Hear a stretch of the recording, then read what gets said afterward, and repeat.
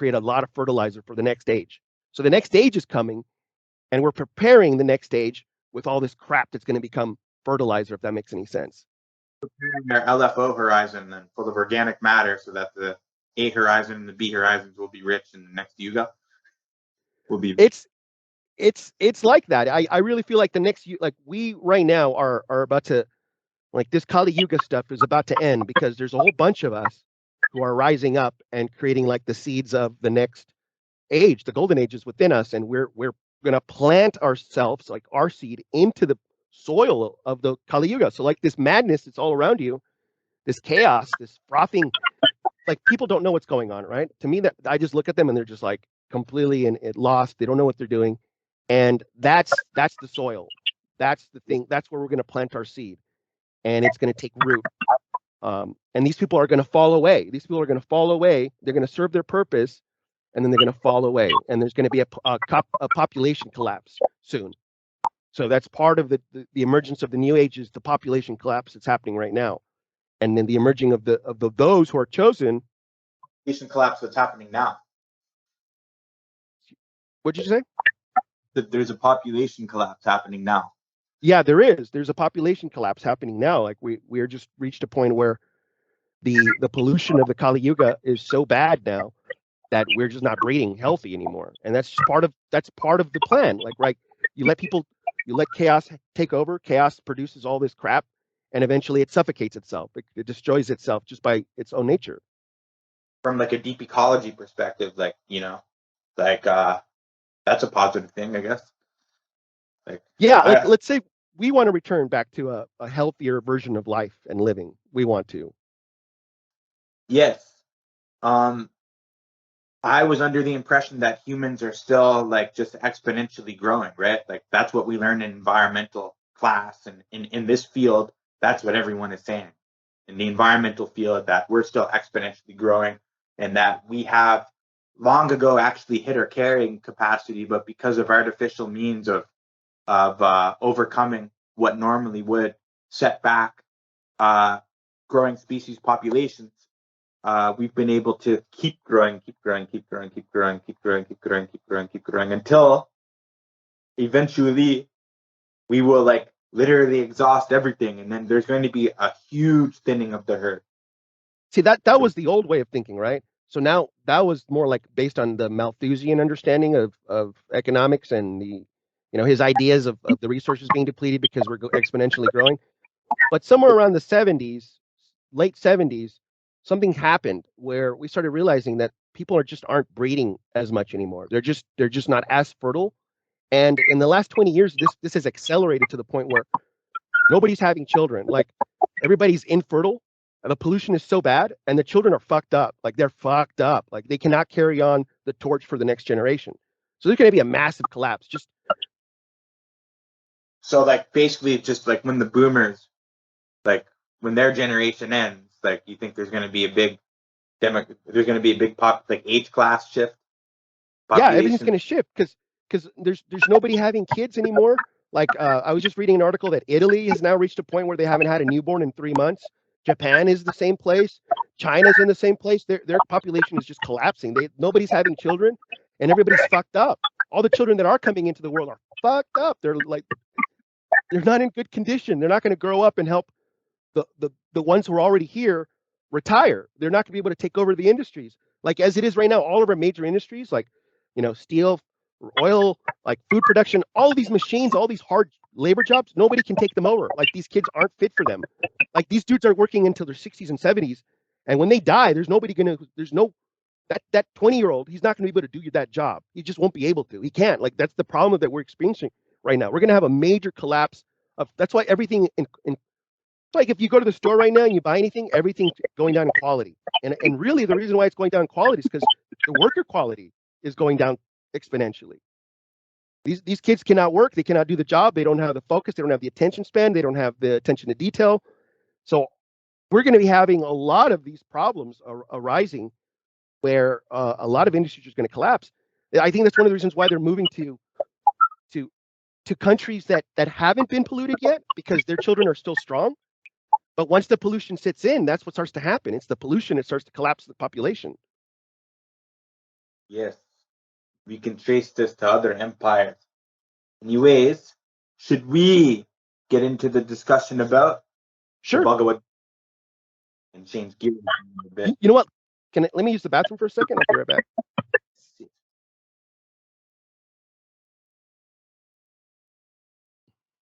You okay?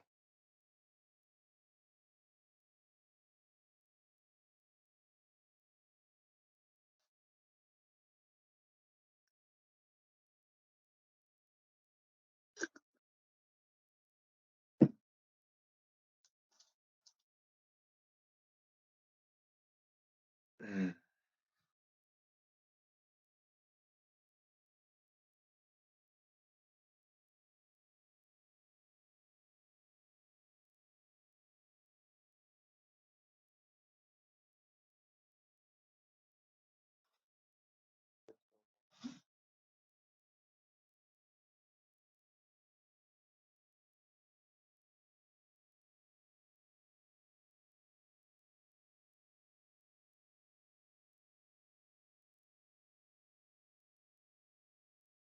Okay, I am back. Yeah. So the Bhagavad Gita, I believe, is the central text of the Kali Yuga. At least I should say the book, the yoga of knowing God and maintaining our union with God in this age of entropy and in this age of tamas, I guess we could say. Tamas guna. This is ruling in this age. And rajas. Obviously, there's a lot of this rajas guna people given to their passions and things, right? And so, of course, I say this because in the Bhagavad Gita, there is almost a forewarning of what is to come in the dark age of Kali and how simplistic yet advanced the yoga of the Bhagavad Gita is, where God, Supreme Being, has sent his avatar to reestablish the principles of dharma and of bhakti for the coming age. And I believe that it is the tradition of Kashmir Saivism which has held the Bhagavad Gita in its most pristine and absolute form as that yoga was taught in Kurukshetra. The reason I say this is because the other translations I have read of the Bhagavad Gita, they do not capture the yoga of the Bhagavad Gita on such an internal level as was relayed by Acharya Abhinavigupta. And this yoga has existed in our parampara and in our school of Kashmir Saivism for a very long time because it mirrors that of the agamas. And also, it is a very similar yoga as the Shiva Stotra Valley in these more Bhakti Pratabhigya texts. So I consider the Bhagavad Gita ultimately to be a Pratabhigya Shastra. And another thing is Acharya Abhinavigupta's master taught him the secrets of Bhagavad Gita. Wasn't it Lakshmana Gupta? As far as the special teachings of the Bhagavad Gita, I'm not sure who his master was, the one who gave him the teaching, but we could probably look that up. I'm not sure if it was Lakshmana Gupta. I believe it was Lakshmana Gupta, and I believe that the one who initiated him into the Kula was Shambhunatha. Okay. And I learned that Shambhunatha was actually from the Punjab. He was not Kashmiri. Okay.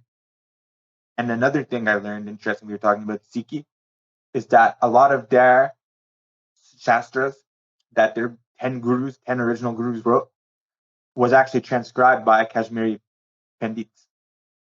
Like it was written up by Kashmiri Pandits.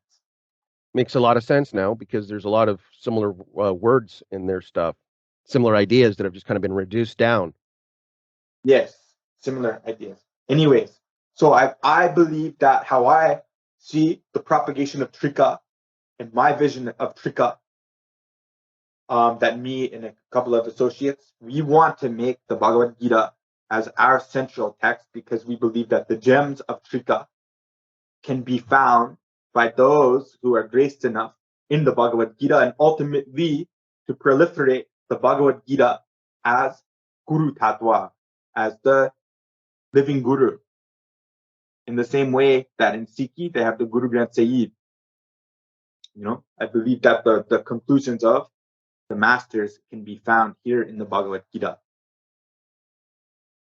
I agree, and the thing about the Bhagavad Gita is that it's like they have these sayings. It really depends on which tradition you're diving into. But I read a lot of the Ramakrishna stuff, and I like some of their stuff, like the Ramakrishna mission and all the different people associated. They say like the Vedas are the cow, and the Bhagavad Gita is the milk that Lord Krishna is milking the cow. So we are getting the milk of the Vedas. Lord Krishna is the milker. And if you look at the Bhagavad Gita and you like take it apart and you compare it to all the Vedic scriptures, you'll see that a lot of portions of the Bhagavad Gita just come straight from different Upanishads and different sections of the Vedas text. So what Lord Krishna is repeating is kind of like a compilation of a lot of different practices. And so there isn't like any one particular practice in the Bhagavad Gita. There's a whole bunch of different practices and at different levels of practice. So the guru's job culminate in the bhakti yoga that kind of like there is no A, B, C, D, E, F. There is no succession to this process of knowing me and knowing him. At least it is revealed that if I am Krishna, then I exist in you, Arjuna. Arjuna being all beings, right? So therefore I am subsided within you, and you just need to realize that I am there within you and accept the glory of Bhagawan, of God, accept the full glory of Bhagawan. And it seems like there is the lower practices given in the Bhagavad Gita, but it culminates in relentless absolute bhakti as being the supreme marga. It seems like what everything is aiming at, and this is the thing that I've like distilled it down to saying, okay, all of these practices that Lord Krishna is giving us are all aiming at one thing. They're all aiming at one thing. They're all trying to get you to do this one thing, no matter what level you're at. They're all trying to get you to do this one thing, and which is to become one pointed in your attention, to be one pointed in your attention on God. So if you become one pointed with attention on God, whatever means that is, whether it's meditation or the puja of a murti, that's the whole point, is to become one pointed, to have that focus of your whole being to that one point so that you can break through. So you're not going to break through until your whole being becomes one pointed, because you're not. It's like you're not being truthful. Part of you still wants to go this way, part of you still wants to go that way. So you're not being truthful. You're not going to experience the breakthrough until all of your being, your whole being, every part of you is 100% focused on that one spot. Then you'll break through. Then you'll have the experience. Yes. In which verse is it? It is in chapter 4, I believe, the verse where he is saying that many people, they will come to me and I will reciprocate however they approach me. So they come to me wanting wealth, then I give them wealth. They come to me wanting protection, then I give them protection, right? Those seekers of me, they come to me from as an asura, and then I become like an asura. But then at some point, he is saying that those who come to me only to know me, I'm with them always. And these are my favorite of devotees. Favorite. favorite, right? And there's a reiteration of something like that in chapter 12, right? When Arjuna is asking Lord Krishna directly, like, of the two types of devotees, which ones do you find to be the most? Which ones do you favorite the most? Yes. So it is verse 4.4.1. That verse 4.1. No, it is verse 4.11. That is it that I was speaking on. 4:11. Ya yata mam prapadyante tam stataiva bhajamyaham mamma vartmanu vartante manusya partha sarvasa. Right? Those people who take refuge in me, they want the money, I give them money. They want the protection Right. of their, I will support them. In this way, everybody is following my tradition, right? Then people are constructing the temples. They want to feed people. So many pathways. Even that path that seems like it is away from me, this is also my path in the end, right? Even though their path goes away from me, it will circle back and come to me. So, and I think that's what Trika really shines light on, these what you're talking about. yes, the Trika shines on this. However, in the Bhagavad Gita, in chapter 2, this is where, and not just in chapter, I'm sure that this comes in many other places, the Bhagavad Gita, but in chapter 2, one of the important lessons of chapter 2, when the Bhagavad Gita really begins, when the dialogue of Arjuna and his guru, internal guru, who is Krishna, when that really begins, to get up and fight. Fight for the establishment of your kingdom. If you are slain, then no matter, because death is non-existent, according to chapter 2 of the Bhagavad Gita. What is it?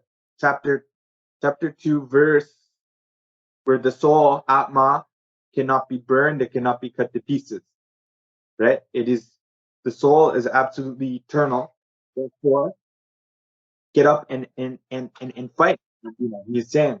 So, although the Trika, we acknowledge everything as being divine, including, like, well, I'll use animal issues as an example. Slaughterhouses, something that I oppose. Animal consumption, obviously I oppose. And use of animals in all industries, including dairying, obviously something that I oppose. However, it is my duty to combat these industries. But I cannot say that this is not the will of God, because in the Kali Yuga, these are tortured souls born into these positions where they need to cleanse their karmas and grow closer unto God. So even this asura who is doing these things, tamasic things, and things that are revolting and that disgust me, I understand that they too have their position here. Yep. However, those who realize that God within them, Paramatma, it is my theory that they will automatically strive to reduce their harm. Can you give me 1 second? I got to go turn this heater off because I'm dying here. Yeah, no worries.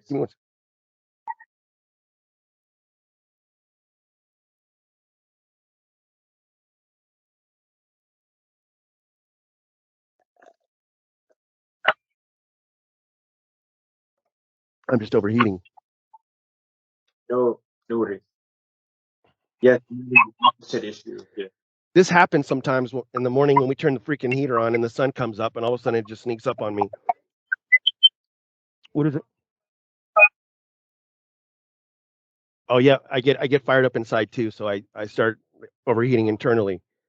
So so you were saying about how the asuras are doing the will of God, right? That the souls are being punished, and the animals are.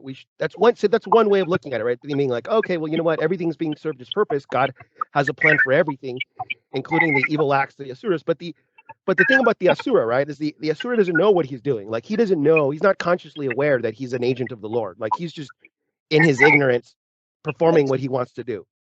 The asura does not know he is an agent of the Lord. But the point I'm getting at is from the Trika perspective, you say that this is not the will of God, is rejecting the absolute supremacy of God, and Trika is an absolute theism. We acknowledge the absolute being pervading everywhere. So to say that this is not the point of the absolute is to reject the absolute. Therefore, in Trika, we must always accept the supremacy of Supreme Being, Paramashiva, Parabhairava. We must accept this absolute supremacy. So, although I oppose these, and it is taught in the Gita that it's okay, you can identify an enemy, an adversary, and fight against them. Don't just cower and hide. Fight against them. This is the Shiva. This is my service unto me, right? So, this is what I conclude. This is not the jewel of the Bhagavad Gita. Also is it also chapter 2 or chapter? You had a video one time, like almost a year ago, and you said something that I had never noticed before, and that was where he claims that this yoga was first taught to Vivaswan, right? To the sun, yeah, at the creation of the realm at the beginning of time. Yes, of course I have read this before, but I never like actually investigated it until you had brought that up. And then the lineage that he creates through the sun dynasty, the sun creates the sun itself has a son, and then his son has a son, and then the solar dynasty, including the Ikshvaku, it's mentioned Ikshvaku is one of the sons of Manu, and that's the same lineage that Buddha comes from. So this solar dynasty, the Ikshvaku lineage, it is also the root of the Buddhist Dharmic tradition. Yes. Okay.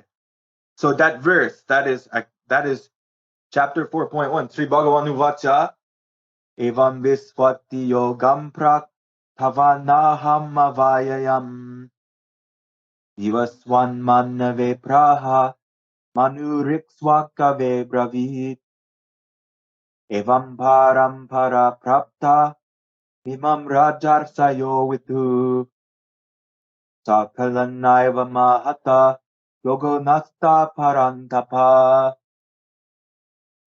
4.1. He has taught this yoga unto Vivaswan. Vivaswan, this cannot be the physical sun necessarily. Vivaswan is Prakasha. That is my understanding of Vivaswan. Vivaswan is symbolic of Prakasha. This Prakasha where the corporeal causal sun, the glory of this is defeated in the glory of the moon. And this is also in some other Trika Shastra. I believe it is in the writings of the puja, Swami Lakshmanju's puja. You know those verses for his puja? Yeah. I believe that is hidden there, where like it talks about how like I am the son of supreme knowledge, and in my rays, the light of the moon and the light of the sun have no glory. I think this is what it is saying about Vivaswan, that this is not necessarily, it can be interpreted as the physical sun, that is the outer teaching, but this must be the Prakasha. Well, that is okay. Like everything is okay. Everything is the prakasa, right? Everything is the light of the Lord. Everything. So when we talk about prakasa, we're talking about like the clear light that is the source of all other light. So all other lights get their light from the prakasa, including the Lord could be like, okay, well I'm the prakasa, and the sun is the manifestation of that prakasa into the ability to self-recognize. So the sun is this ultimate power to self-recognize. It's like the light of our own consciousness, the light of our buddhi. But for me, from my understanding of that verse, and one of the reasons why it's so important is I think what Lord Krishna is referring to here is astrology, and what's being taught here is that Okay, different people have affinities to different planets, and different planets have different personalities. And so, like somebody who is purely Saturnian is going to be different from somebody who's Jupiter and like Jupiter, Jovian, um, versus somebody who's going to be very much like Mars. Now, the sun being the king of the planets, this teaching is the sun of the teaching. So if we're going to be like, this teaching's the Mars of the teachings. This teaching's the Saturn of the teachings. Well, this teaching's the sun of the teachings, which is the king. So it's the Raja. It's like this is the Rajasic Kshatriya teaching of the solar type, meaning that you are going to be the king of the planets as the sun. So you're not going to be taught a teaching where you're going to be subservient like Saturn. You're not going to be taught a teaching where you're going to be a soldier like Mars. This is the solar teaching, which means you yourself are going to become Krishna. He's telling you right here from the very start that you're like a sun, and you're going to be taught this solar kingly knowledge that allows you to become just like God Himself. Focus on that word you just used, kingly. Kingly. This is the essence of this yoga. And this is one yoga. I believe there is the one yoga. And then these inferior yogas all emanate from this one yoga. There's Right. only one.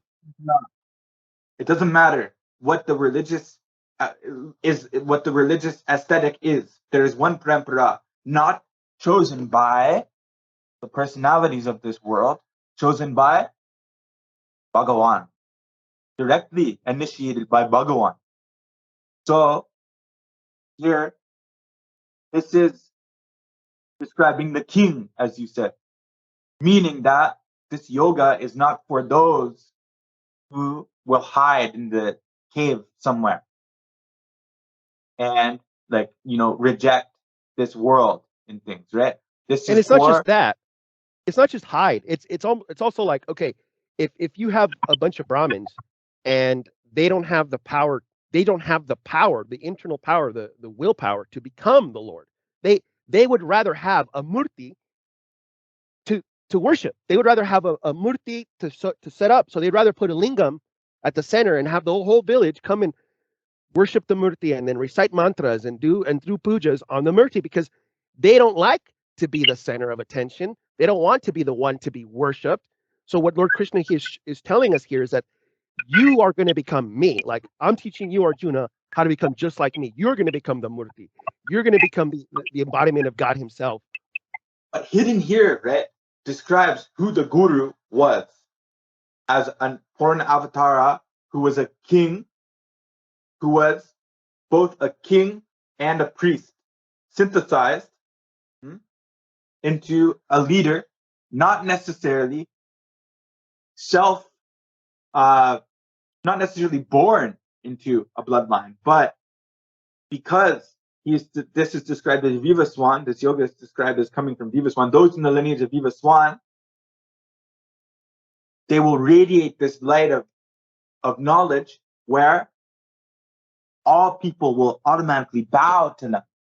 They don't necessarily need to assert themselves in a physical way like the rulers of the Kali Yuga. Just naturally, people will bow to their supremacy, just as the moon and the nighttime bows to the victory of the sun each day. So I think this is a description of the avatar. Because Swamiji does mention that, I think it's maybe in chapter 9 where he goes and he talks about this, but he talks about how the Raja Kshatriya, his job is to go and force people to believe. Like the Brahmin will try to tell people, hey, you know what? This is the teaching. And if they reject it, the Brahmin will be like, oh my God, they rejected it, and they'll run away, right? And he's talking about that, how the Brahmins will try, but they'll be rejected and they don't have any power to. They'll run away from that. They'll be like, oh my God, he's offended that I'm trying to convert him, right? Or I'm trying to teach him this thing. So he's saying it's the job of the Rajas or the Kshatriya Rajas to force people to believe. What I'm saying, right, is that it doesn't matter if it's Brahmin or Kshatriya. This person who is Purnavatara, who is initiated into this yoga fully, the people will just submit automatically. They will just bow down automatically. This is what I have understood from at least Swamiji's commentary of Abhinavigupta's translation of this verse. specifically talking about Vivaswan. Because he talks about just like the military, you will surrender to the military. In the same way, you will surrender to he who possesses this knowledge naturally. And so this kind of goes into the, like what you're talking about, right? Is okay. Like I was saying, astrology. If your sun placement in your astrology chart is weak, then your ego and your influence in the world is weak. You are weak, right? The very basis of what you are is weak. But when the sun is exalted, when is the sun fully exalted? Well, in its most exalted position, it's supposed to be in the house of Leo in the fifth house. So house of Leo, fifth house, sun is there exalted because that's his natural home in the sign of Leo. The sun, when the individual has the strength of the sun, like let's say one starts doing all these rituals to increase the sun nature of their being, and they start to repair the bad astrological influence of the sun that they have in their chart, then they acquire that, what you're talking about. They acquire that quality where people naturally defer to them as an authority, and it's just a subtle thing, right? It's a very subtle thing where people just naturally see you as the sun, and they become a planet around you. Yes. So, and it's interesting because my understanding of ancient Indo-Aryan civilization was that the ruler of these civilizations, kingdoms, if you will, was Kshatriya Brahmin. They were a warrior priest synthesized in a single being, and they were the only recognized authority. Not only were they the leader, but they were the guru. They were the acharya, who the entire kingdom both sought for their protection and also sought for their spiritual elevation. There was only the one guru at this time. And I believe this is, kind of describing also the unfolding of the perfect kingdom, the perfect civilization as appointed by God, at least in the Sat Yuga. In the early. It's definitely referring to that, right? That's one of the things about the Bhagavad Gita is it doesn't stand alone. It's nestled in the middle of the Mahabharata, and then it's connected to all the Vedic scriptures. So things like the Artha Veda and the Artha Shastra, the Atharva Veda and the Artha Shastra are both different documents that you can refer to, which will describe like how to rule a kingdom and how to bring prosperity to that kingdom. And Lord Krishna is touching on this. That's why, like, the Bhagavad Gita best is understood within the context of the greater Vedas and all the references that he's making. So Lord Krishna is just dropping references to this, to that, and the more you look into them, like you're saying, the more you look into it, you're digging in for each verse has all these other verses connected to it that you could find information to be like, there's all this other information connected to this one verse that Lord Krishna is making a reference. Right? It is all layered. Yeah. There's historical meaning, there's deep esoteric meaning, there's physical meaning. Because, like, we're not to reject that the Mahabharata war and that the Kurukshetra war was not a physical war, right? But the internal teaching is that this is an internal war existing in the heart of every being. And Krishna was the Guru Tattva unfolding in the heart of Arjuna. So ultimately, I don't even see Krishna and Arjuna as separate. I see them as being one. At least that is what is taught in the light of Kashmir Saivism. And what you're saying here right now is going back to the sun thing. So what Lord Krishna is saying is that Lord Krishna is the sun, and this is something I said a long, long time ago. Okay, Lord Krishna is supposed to be that which taught the sun. So he is not even the sun. He is the black sun, right?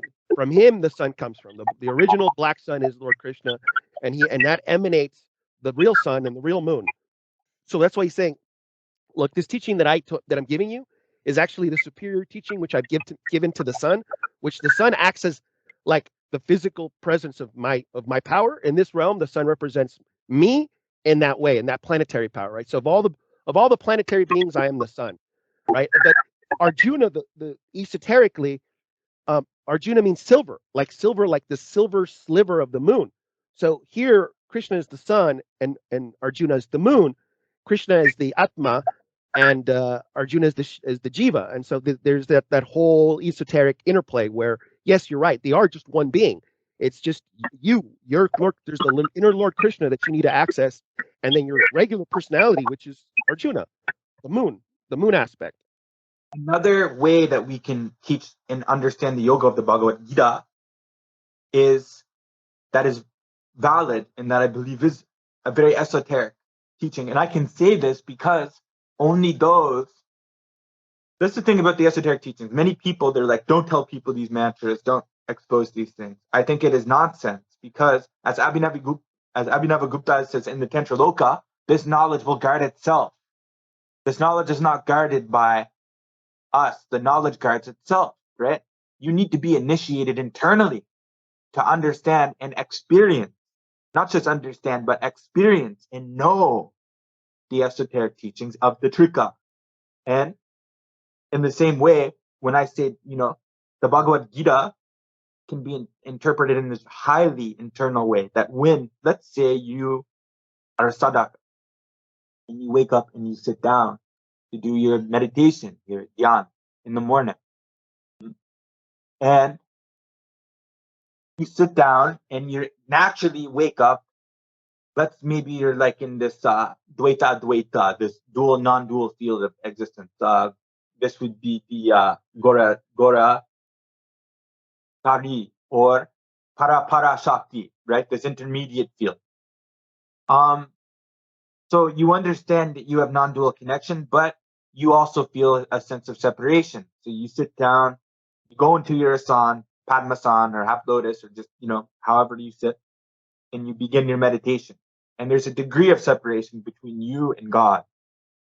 There's that degree in the beginning. At least you believe that there is. Even though there isn't, you believe that there is. And then slowly, as you control the breath, you grow closer and closer and closer and closer and closer and closer to reaching the consciousness of God. And chapter 11 is like the culmination of the entrance of the sadhaka going into samadhi. And this Kurukshetra war can be understood as the war of the mind, trying to drag you away from ekagra, from, dharana, from the one-pointedness of your meditation, until you realize that my form is expanded everywhere. Where in chapter 11, right? Where am I? Not found. I am found expanded everywhere, including within myself. Where is there for me to go, right? Then the sadhaka realizes, hey, I have nowhere to go now. I'm expanded everywhere.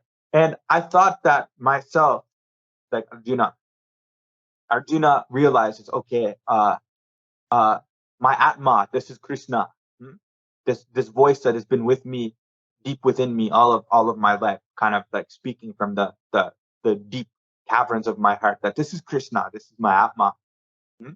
But then in chapter 11, he realizes, wait, this is not just my Atma. This is not Krishna speaking unto me. He says this in chapter 11. You are not Krishna. Who are you? I don't recognize you. And Krishna does not refute this. Krishna does not say, no, I am Krishna. I'm absolutely Krishna. He does not say this.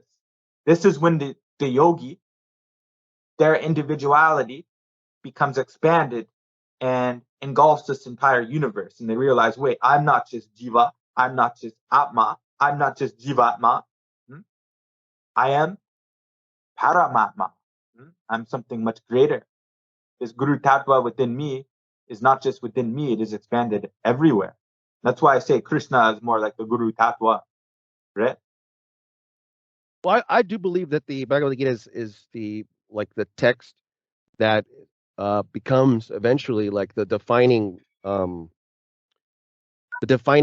techniques, the defining mechanism, the defining structure that evolves into the predominant relationship that emerges in the later Kali Yuga, which is the guru-disciple relationship. So the guru-disciple relationship doesn't really take fold until we're deep into the Kali Yuga.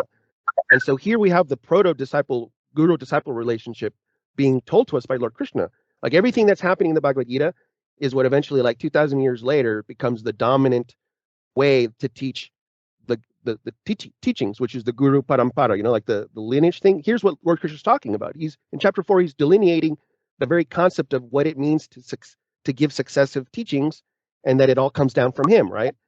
And so that whole relationship that Lord Krishna and Arjuna are displaying are the archetypes that become the guru disciple relationship, which is, for me, if we're going to talk about the gem of the East, like if the jewel, the gem of the entire Eastern corpus of teachings and all the dharmas, it is the guru-disciple relationship. And all the Western teachings that have come from it too, right? Well, if we go to the West and we look at what the main fight is, it's a negation of the guru-disciple relationship. Like everybody's fighting against Christianity. Like the Jews are fighting against Christianity, and the Islam is fighting against Christianity. And the main theological point is that Christ is not God, right? But Christ is just a guru. And so like Christ seems like so special on the West because people are so devoid of this guru-disciple relationship. But when you go to the East, it's just like, oh, Christ, yeah, he's just another guru, just another one. I mean, we have a lot of gurus here, 1,000 gurus.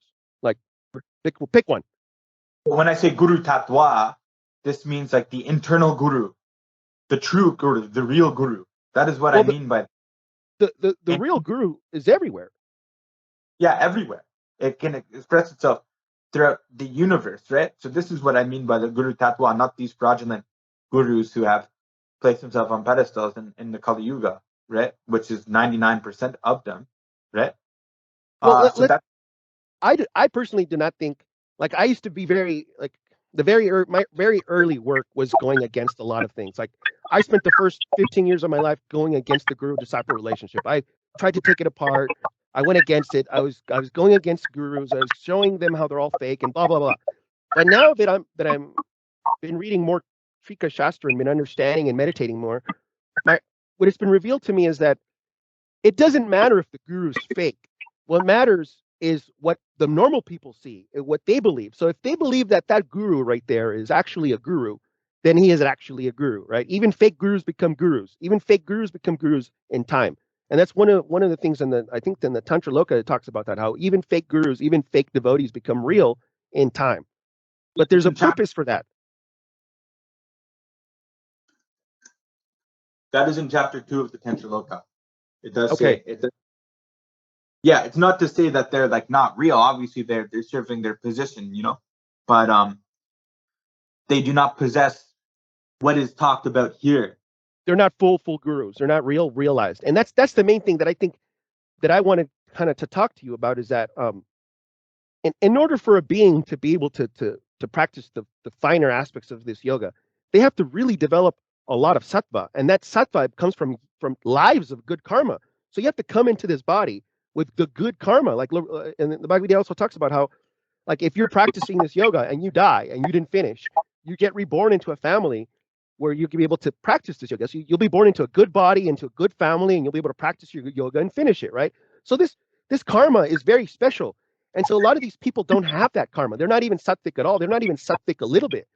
So we have to inject sattva into them. And so how do we get sattva? How do we develop the sattvic quality? Because it is the sattvic quality that allows you to sit down, read books, assimilate the teachings, and meditate. You need to have that calm energy that isn't flying around to be able to just even process the beginning of this. But this yoga as well is a synthesis of this, what you would call this calmness, to do your sadhana and to understand the shastra. But it is a synthesis of this and to defend dharma, to stand up and fight against your adversary. So it is a synthesis of both, right? There's a very this shastra is a cultivation of warrior and kshatriya values, which is also essential for the survival, preservation, and expansion of this yoga in the Kali Yuga. We can no longer just like hide like Buddhists or Vedantins in temples or in caves. He is saying, no, stand up and fight, Arjuna. Cultivate sattva guna internally in a world where sattva guna is almost lost, and kind of keep this sattva as your internal fire. But you also need to be. The Bhagavad Gita seems to be a Raja text, right? Like it's focusing on the Rajasic aspect of life. And it's what it's doing. It's injecting sattva into that rajas. It's going, okay, you know what? You're a warrior. You're a leader. You're a worker. Whatever it is your dharma. Like, is it saying whatever you're being impelled by, do it, and do it with this teaching. Inject this teaching into it. This sattva teaching into it. So when you pick up the Bhagavad Gita, you're picking it up because you already have a little bit of Kshatriya in you. You wouldn't be picking it up. You'd be picking some other book up. You'd be going to the Vedantist. You'd be listening to their song, right? You'd be listening to that song. It's like you're turning the radio and you listen to a song. You're like, oh, I like this song, right? Well, the Kshatriyas, the ones who are meant for these teaching, they hear this song and they're like, yeah, I love this song. And they already have that nature. Those people who don't have this nature, they pick it up and they're like, oh, war, oh, violence, oh. You know? The Siddhantas do, right?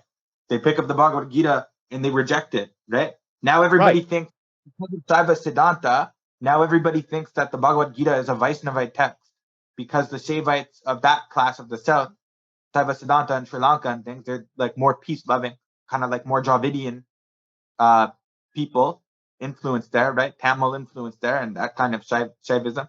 And what was that one in that Shaivite guru from the States? What was his name? Sakri Subramanian Swami, the one at the Kauai temple there. Oh yeah, that guy. The older white guy, or the one who started the Himalayan Institute, right? In Hawaii. He rejects the Bhagavad Gita because he thinks it's violent. His guru, Yoga Swami, rejects the teaching of the Bhagavad Gita. So then his predecessor, Sakri Subramanian Swami Bodhinatha, I emailed him and I asked, like, how come you reject the teaching of the Bhagavad Gita? Now everyone thinks, like, a lot of Hindus who I've even met here, and when I say a lot, I mean I live in the Yukon, so like there's not very many people here, but there's actually, at least around Whitehorse, there's a lot of Indian students here. So I have a lot of Hindu friends here and stuff, but like there's only 30,000 people in all the Yukon, right? And there's maybe a couple hundred Hindus who live in this town who I'm friends with. But even they, when I tell them, look, I practice Saivism, I'm Saiva Bhakta, and I tell them about the Bhagavad Gita, they're like, why are you talking about the Bhagavad Gita? That's a Vaisnavite Shastra. Why are you talking about the Bhagavad Gita? It's very frustrating because this is not a Vaisnavite Shastra. This yoga is Trika Shastra. And I can say this with ultimate conviction. I can say it with conviction because Acharya Abhinavigupta has taught the yoga of the Bhagavad Gita in its completion, or at least in the closest form to its completion. And the other schools do not have this, which means that the secrets of the Bhagavad Gita are contained in the parampara of the Trika. Well, okay, and I agree with you, right? Like I really feel like the reason I gravitate to the Bhagavad Gita, because if you really listen to what Krishna is saying, it's pretty clear, right? It's pretty clear what he's saying, and it's a text, it's a hardcore text about becoming like him. So you're going to be becoming like Krishna, right? This is very difficult. Not everybody's predisposed to this kingly teaching, right? Most people are predisposed to being a small planet looking at the sun, right? So what happens with Vaishnavism is like the Krishna of the Bhagavad Gita is not the Krishna of Vaishnavism. He's a Krishna that is very special within the context of Vaishnavism. The Krishna of the Bhagavad Gita, if you follow that Krishna, you become Krishna. But if you follow Krishna connected to like the cowherder Krishna, you go to Goloka. Or if you go to the other version of Krishna, you go to Vrindavan or whatever the fuck that place is, right? So the goal is different. The goal is like in the more popular version of Vaishnavism, it's just bhakti. It's just like, I love you, I want to be with you. When I die, I want to go to Goloka with you, right? There's no heavy teaching, there's no inner work where you merge your soul to Lord Krishna and become just like him. That's a very special teaching. I find that like repulsive, that whole very like shallow teaching of the Bhagavad Gita, and I know that I shouldn't find it repulsive, but I don't know, I just do. No, that's a good thing that you find it repulsive, right? That's like your inner dharma speaking to you. That's the language it uses to speak to you, to tell you, hey, this teaching's not for you, man. You're at this other higher level. Stay away from these people until you understand what's really going on. And once you understand what's really going on, it's almost like you become like a shepherd, right? Like you realize that these beings are all like, they're pashus, they're literally animals. And this is why I kind of want to talk about like animal rights. Like me and Amy have been talking about this, and I'm like, look, at the end of the day, the majority of people, I wouldn't even consider them people. I would consider them like animals, right? They're pashus. But we should treat them all nice. We should understand what they need, how to take care of them. So the job of the Kshatriya is to take care of people. We're literally like animal herders. That's why we're Pashupatis. We're the Pashupatis. Yes, but people, I've heard Shaivites use that as their justification for the consumption of vulnerable beings, because they're like, well, we have the principalities, we're the Lord. It's just like when the Christians say that God has given us dominion over the world, and our dominion therefore gives us the right to abuse, exploit, manipulate, and commodify, objectify every other being that is vulnerable to our authority. But so now that's the conversation that we're having right now. See, that conversation, the conversation we're about to have about what is exploitation, what is taking advantage of things, what are rights, what is the proper taking care of things, right? So, like when I first got into the Vedas, I was like, the Vedas teaches you three things. It teaches you to take care of cows properly, take care of women properly, and take care of children properly. It is the proper protection of these three: the cow protection, woman protection, child protection. It's not just a protection; it's like how to raise good cows, healthy cows, how to raise good women, healthy women, how to raise good children, healthy children, right? So ultimately, what I've been trying to get the conversation back to is going, what is healthy? Like, what is actually healthy? What are we doing to the animals where it's noticeable that they are not healthy? And I can agree that, you know what, the way that we treat food, the way that we raise our vegetables, the way that we raise our food of any level is just unhealthy. Like, just the way we go about it is wrong fundamentally. Like, no matter whether it's animals or plants, our whole system is unhealthy at every level. And so that's what I'd like to bring it to. Like, in order for us to be healthy, we have to understand the fundamental relationship between the constituent elements of food and how that food comes into being, how we treat that food, how that the way that we treat the food vibrates in our own karmas, the vibration when we eat it, like how it. So all of that is part of the conversation of like, the goal is not to just fulfill rituals. The goal is not to just emptily to fulfill these rituals without an understanding. The rituals have a goal, which is to increase sattva and healthiness in you, right?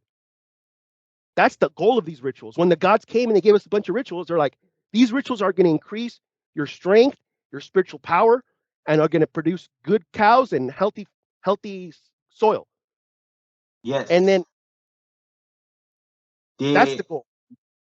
And see, like, I don't want this. I want to kind of keep things on the topic of the Bhagavad Gita for this conversation. We could get into an animal rights discussion on another video, so that I just don't want this to take a turn and divulge from the main topic, because I know what will happen. You know, like, we have kind of had opposing opinions on the topic of animal rights. A lot of people don't really understand a lot of people don't really know exactly what animal rights is versus animal welfare. There's a big difference between animal rights and animal welfare, right? Animal welfare means, okay, we want to treat animals really nicely, but then we'll kill them and we'll eat them. Animal rights is saying, actually, animals deserve to be treated nicely, and they also deserve not to be killed and eaten, unless if it is a survival situation, right? So if we have the choice, I believe that that's a crime against God and nature to deprive another animal of the life which I believe they have a right to possess. So even if like, let's say my friend is like treating me really nicely and we're going for a walk, and then all of a sudden he shoots me in the head, I don't know that I got shot. I was treated nicely by him the whole time, but I have a preference for that not to happen. If somebody asked me beforehand, "Do you want this to happen?" I would say, well, probably not, right? So like, I want to extend that to non-human beings. However, if it is a survival situation, then by all means, we have the right to survive. And people will say, well, what about animals who feed on other animals? But the thing is that, like, animals are bound by their instincts and they need to do this to survive, whereas human beings are not obligate carnivores. And we live in cities and we live in civilizations now where every time people say, well, the lion eats meat, so why can I not eat meat? The lion also commits infanticide. The lions also rape each other. The lions live outside. And when they eat meat, they don't choose, I'm going to eat this part, and this part, and they don't cook it. They eat the fur, they eat the blood, they eat everything. So if people are going to use the fact that, well, animals eat meat as their excuse, well, then how come they don't live outside? How come they wear clothes? How come they have a phone? How come they have a vehicle? If they want to be an animal and they want to modify their behavior as that of animals, then they should just not, it's unfair for them to just choose it for their diet. They should act like an animal in all aspects of their life. And then I have no conversation with them. Then I would respect them. Right? then I would have respect for them. But if they're going to come into human society and act like they're an authority over the earth, then an authority means that you have responsibility. A lot of the governments and authorities of the Kali Yuga, that's one of the qualities of the Kali Yuga, is that people who have authority are not qualified to have authority. No?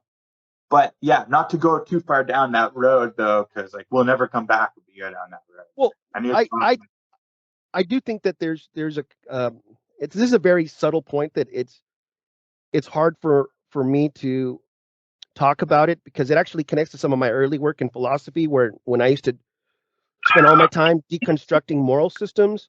And so there's a lot of Judeo-Christian morality implicit in our moral system that we don't even understand yet. Like, we haven't fully removed that part of ourselves. So this idea that happened in the Enlightenment, the idea that human beings have innate rights, that human beings are equal and have innate rights, and that these innate rights separate us from the animals or things like that. All of these concepts are deeply ingrained into us. And so here Nietzsche comes in, and Nietzsche's like, you know what, I'm going to just throw all this out. Like, nobody has rights. There's no such thing as rights. There's only power. There's only this dynamic of power that's everywhere, and only power determines whether something is right or wrong, whether you can do it or not, right? Like, who's going to stop me, right? So if the Lord wants us to do certain things, he'll do it. Like, even in the Bhagavad Gita, he talks about how, like, at the end of the day, you're going to do whatever I impel you to do. At chapter 18, he's like, no matter what you do, at the end of the day, you're going to do whatever it is that I want you to do, and there's no escape. You're going to do it anyway, right? You're going to do this thing that I put the nature into for you to do it. And so here what I'm saying is that there's a lot of stuff happening with the human beings as a Raja Kshatriya. One of the things that Raja Kshatriya is like, okay, let's compare it to presidency, right? Like, you're going to become a president of the United States, right? So the president of the United States is campaigning to get elected by people, to vote. So everybody has an equal vote to go elect the president, and they vote, and the president get elected. But when the president gets elected, they walk him into a back room, and they're like, okay, we're going to tell you what's really going on. Guess what? Democracy's a sham. You didn't get elected. You got elected because we chose you. We wanted you to be the king. And guess what? There's no such thing as rights. Like, this whole constitution, bullshit. We constantly have to violate people's rights in order to maintain the realm. And that's in the Arthashastra. So the Arthashastra is talking about that. Like, a king has to realize that there isn't really such thing as rights, that he can do whatever he wants with his constituents, that they're actually an extension of him, that you could do whatever you want with your people. Like, they're just you. And that's like that supreme knowledge that the Raja gets, that he realizes this whole realm is me, and then I can do whatever I want. If I want to go kill 1,000 Brahmins, I'm still not going to be touched by that karma. Like, if I want to go kill 1,000 people randomly for no reason, and then I would still be not touched by that karma. But that's why it's such a secret teaching that you only give to kings once they've earned that position, right? Because you don't want any just random person to be like, man, I'm completely karma, like, I can do whatever I want, and I'm not going to be touched by anything. I could do whatever I want, and I will leave this body and attain supreme Shiva. But then the question is, if you are the Pasupati, you must act like the Pasupati. You must become the Pasupati, which means that you need to rise above the position of Pashu. And the position of Pashu is one that basically has no self-control, basically like a goyim or something, you know, a Pashu, or like a goyim, basically like a beast. And there is, I forget which verse, but one of the verses, at least how Swamiji has explained it in the Bhagavad Gita, is upon realizing me as the nature of your being, like Krishna speaking to Arjuna, and you realize I am the avatar who has come down, then you have one last thing left to do, and that is to become the elevator of the other beings of this universe, right? It does not say to become the exploiter or the harvester or the predator of the other beings of this universe. It doesn't, right?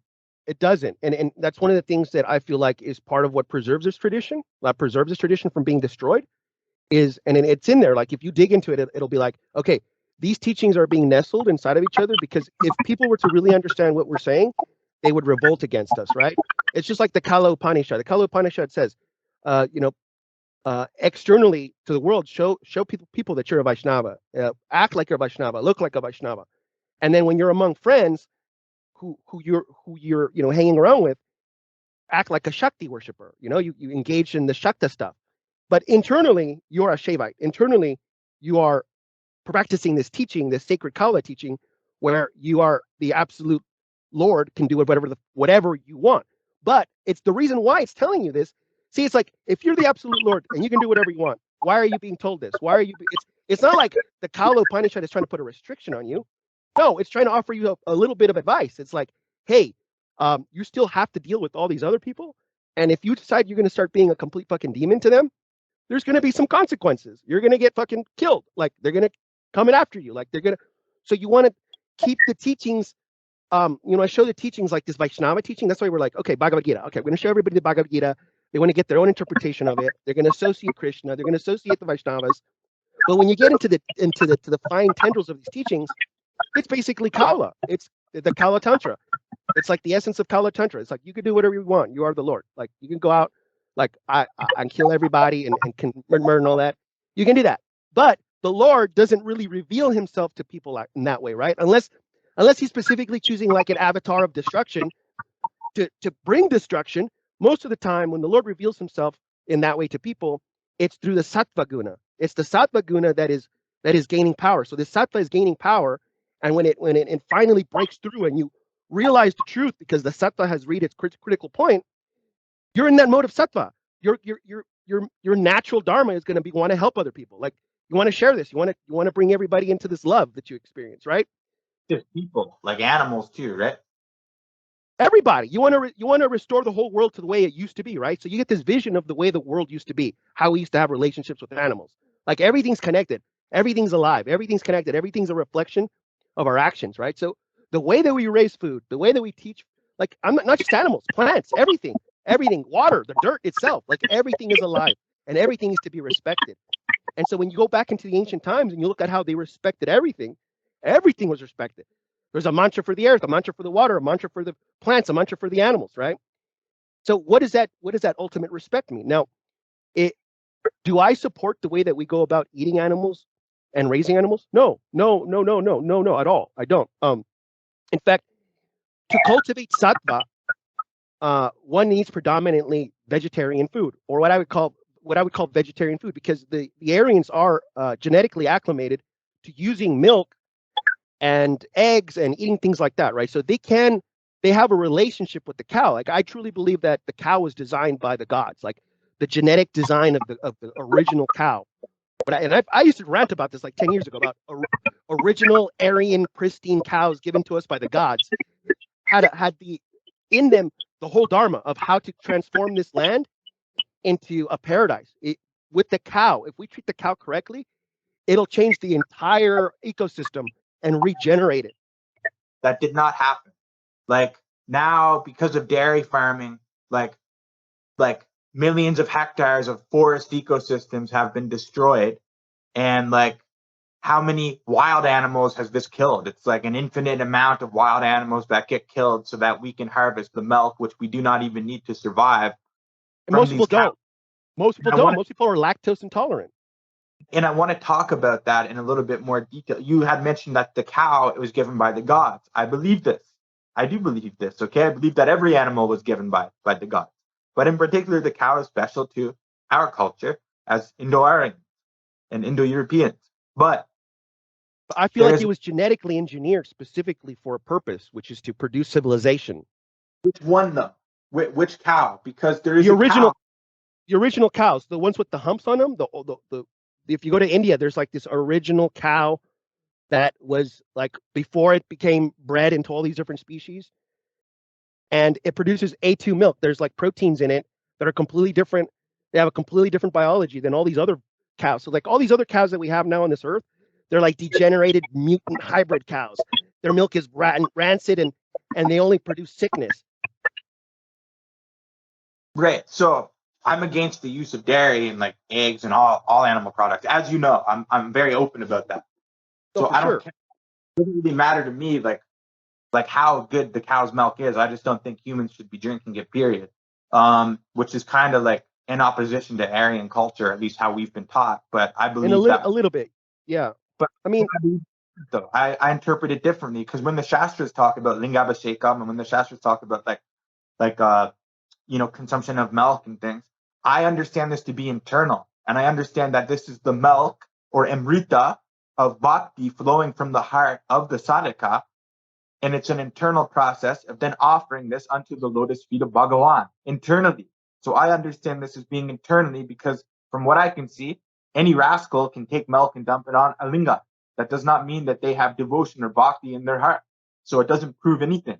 So that's my understanding of this. And the other thing I wanted to speak on was, here in the Yukon, we have bison. You know bison, right?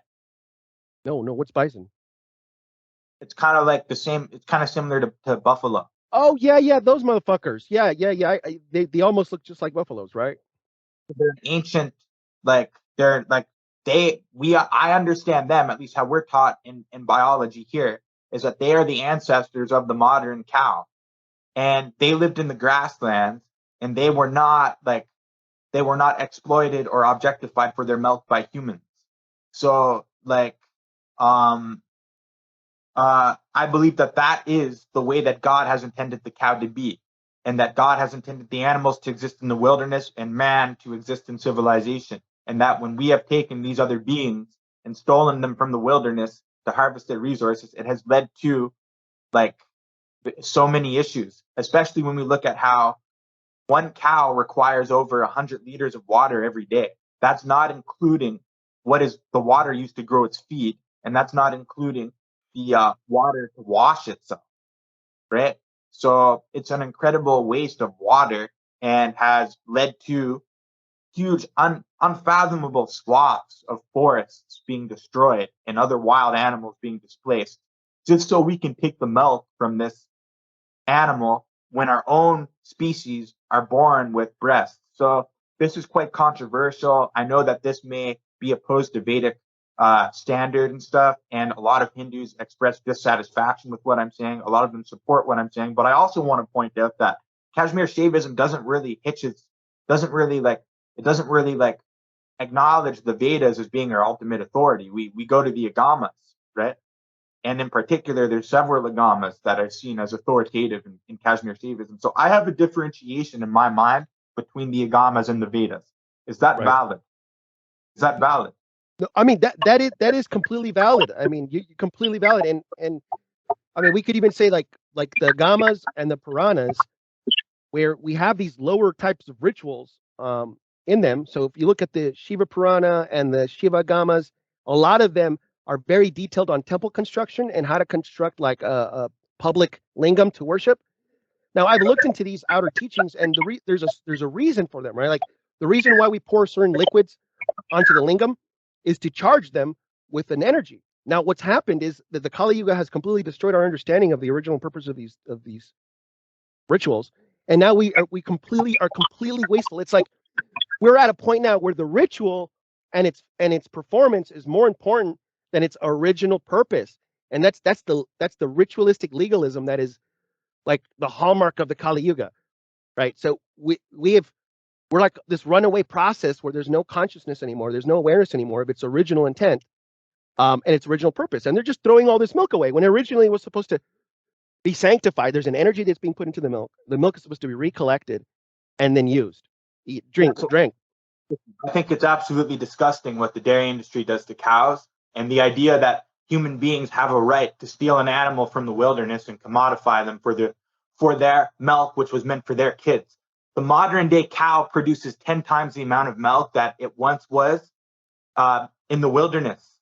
Like we've literally turned them into these freaks of nature, and not only them, but who used to only produce up to 12 eggs a year now produce 320 eggs a year, and they only live to be a couple of years because of how much stress this puts on their body. Because of even before pumping them full of pharmaceuticals, human beings had this sick ideology of domesticating and weakening and enslaving, pretty much like all other animals that they could. That also extends to dogs and cats, and look at how much problems this has caused. Like we're literally like chopping down like our forests and burning our forests and ripping up the earth that has taken a millennia to form, which can never get restored back to its baseline conditions, so that we can grow these animals, not only to take their flesh, but to take all of their secretions. And if the egg is like the menstrual cycle of a hen, right? It's not the same. Technically, hens do not menstruate, but it can be kind of compared that the egg is kind of like a hen period, right? Could you imagine if a human woman was on their period over 320 days a year on their body? So like, it's kind of like the same thing in the modern day hen, right? And like, one of the things that I find really disturbing about like people who proclaim the supremacy of Vedic culture and about Hinduism at large is that whenever I see prayers or shastras or mantras about the cow, it's never actually about the cow. It's always about the milk or the ghee. It's never actually glorifying the cow. It's glorifying what the cow produces. And that's one thing that I found like very disturbing about it. So like, and I interpret Pashubali as well, like animal sacrifice, as being internal. Again, I think that any rascal of the Kali Yuga can take a knife and slit an animal's throat. I've done it before. I used to be a hunter. I used to fish. I've killed more animals than I can count. I've seen humans die and I've seen animals die. And I've concluded that there's absolutely no difference in the value of each one of their existence. Like when I see a human die, it looks the exact same as when I see animals die. And like you see the atma leave up out of an animal's body just like a human. There is no difference. Right. So like I understand Pashubali as being internal as well. We want to cut the throat and spill the blood of the Pashu that exists within us and rise above this. And that's what it should be, right? That's what it should be. Just like these older Vedic rituals. See, I think the main thing is that the main thing we have to do is like almost get into the mentality of the ancients and understand that us human beings weren't the original ones who were here, that the world before was a completely different world, and that the gods who were here in physical form, that, you know, they were these very large beings who existed here in physical form, who then created mankind and then gave mankind rituals, and those rituals encoded an internal reflection as well. So every ritual that they gave us, every physical ritual that they gave us, was also encoding an internal ritual, so that the people who were smart enough, they'd be able to discover that. They'd be able to be like, oh, okay, this horse sacrifice ritual that we perform, oh, it's actually talking about my senses. I'm the horse. I'm supposed to be sacrificing my instinct, my horse, and turn him into a white horse, right? So the conversion of the black horse into a white horse is the mastery of the senses. That's why Kalki's riding a white horse, because he represents a human being who has mastered all his senses, right? Kalki is the shift of the consciousness from the Kali Yuga to the Sat Yuga. I don't actually think Kalki is going to come in a single form. I believe Kalki is us. Us is Kalki. Yes, it's an internal phenomenon. Right. Like we people who are espousing the teachings of Trika in the end times of the Kali Yuga we're Kalki. Yeah, we're Kalki. So, and that's what I'm really trying to get. The point I'm trying to make is that the ancients, the world is very different. They already knew that the Kali Yuga was coming. Like the gods understood what was coming. The Bhagavad Gita is a text speaking to us. Lord Krishna sees what's happening, and he's like, man, shit's gonna get crazy, because you know what? These priests are already being the way that you're talking about. So in Krishna's time, 3000 BCE, the priests were already acting like that. They're already acting without any sense for the spiritual aspect of it, conducting rituals for the sole purpose of acquiring material gain.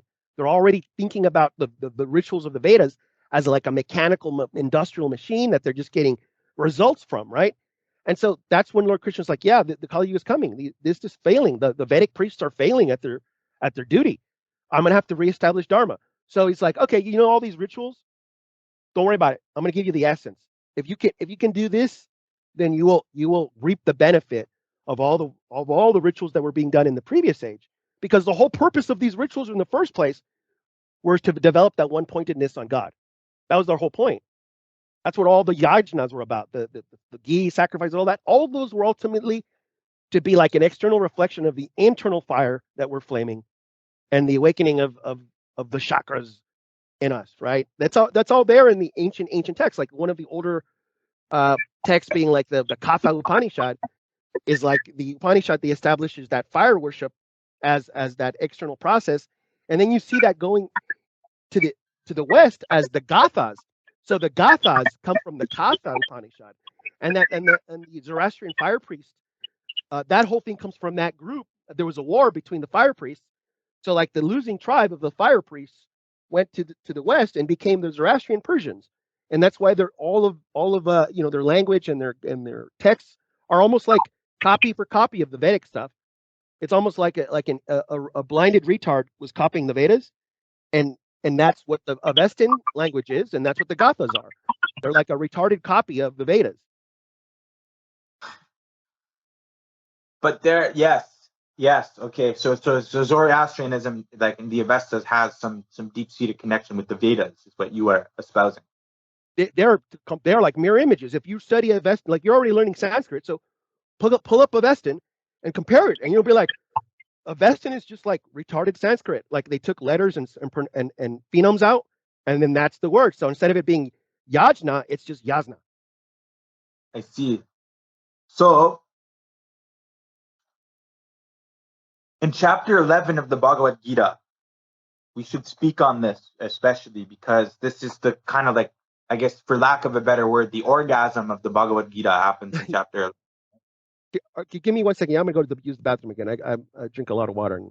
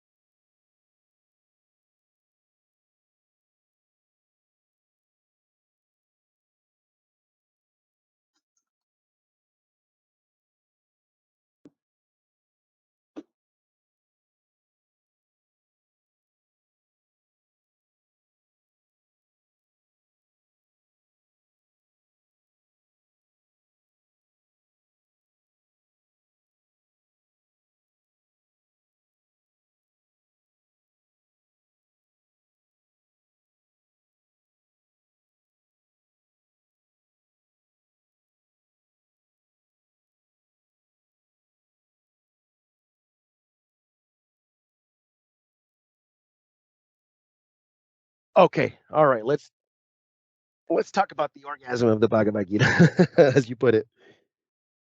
Well, that's basically what it is, like climatic point of the Bhagavad Gita, right? Well, it's the samadhi. It's the samadhi point. It's the experience of what he's talking about. Like he gets a vision of the truth, like a direct experience. Samadhi point.